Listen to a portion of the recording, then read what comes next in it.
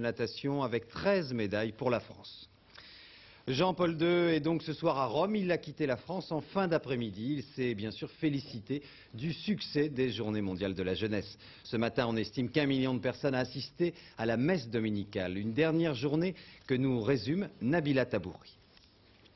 Les 12e Journées mondiales de la jeunesse à peine achevées, Jean-Paul II a quitté Paris en fin d'après-midi. Au terme d'une visite marathon de 4 jours, le souverain pontife est rentré au Vatican. Peu avant son départ, il a rencontré Lionel Jospin. Au cours d'une cérémonie dans le salon d'honneur de l'aéroport d'Orly, Jean-Paul II a remercié la France pour son accueil. Le Premier ministre, quant à lui, a rappelé l'importance du message transmis à ces milliers de jeunes venus du monde entier. Vous avez adressé à la jeunesse du monde un message fort.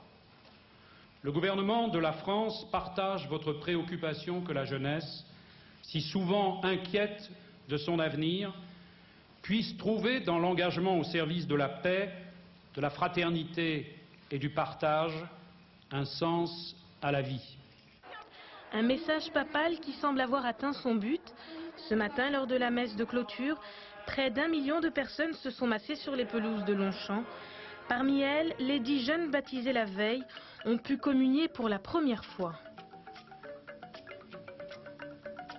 Entouré de 500 évêques et 6000 prêtres, Jean-Paul II a invité les jeunes pèlerins à partir sur les routes du monde en demeurant unis, a-t-il dit, dans l'église du Christ. Soyez fidèles à votre baptême, témoignez de l'évangile, membres de l'église, actifs et responsables, soyez disciples et témoins du Christ. Les traits visiblement tirés, le Saint-Père a écourté son homélie. Il a donné rendez-vous à ses fidèles à Rome pour le jubilé de l'an 2000. Après une nuit de